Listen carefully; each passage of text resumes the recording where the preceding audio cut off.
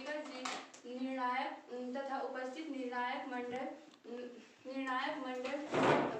प्रतिभागी साथी तथा अन्य स्कूल के सभी भाई एवं बहनों को मेरा प्यार भरा नमस्कार। मैं मनीषा देवी आज आज़ादी के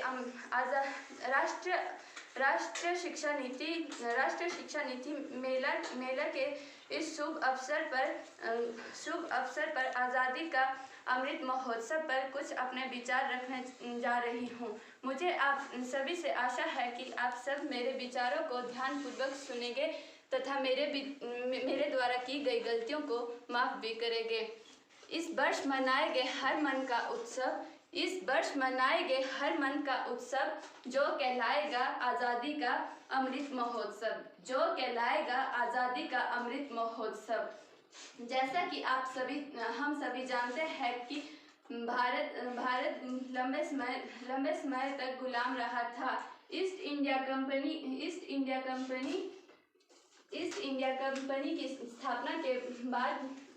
कंपनी की स्थापना के बाद भारत अंग्रेजों के अधीन होता गया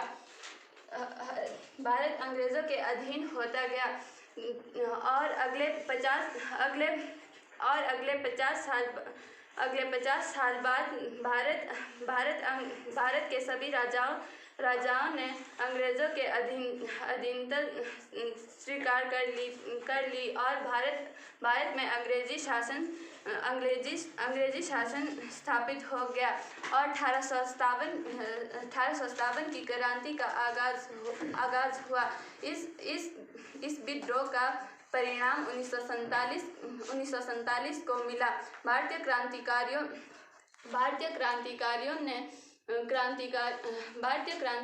क्रूर अंग्रेजों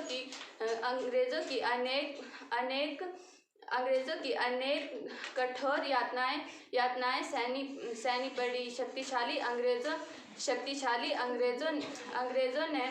अंग्रेजों ने कुछ आंदोलन को सफल होने नहीं दिया। अंत में महात्मा गांधी ने भारत छोड़ो आंदोलन का आगाज किया। उस दिन 15 अगस्त 1947 को आज़ादी का सूरज उदय हुआ। उस दिन आज तक 15 अगस्त के उत्सव को मनाकर उन सभी वीर शहीदों का स्मरण किया जाता रहा है। मगर केंद्र सरकार ने साल 2021 में 75वें आज़ादी के उत्सव पर आज़ादी का अमृत महोत्सव की शुरुआत की है, जो लगातार 2023 तक चलेगा। इस पर प्रधानमंत्री श्री नरेंद्र मोदी ने भी कहा कि आज़ादी का अमृत महोत्सव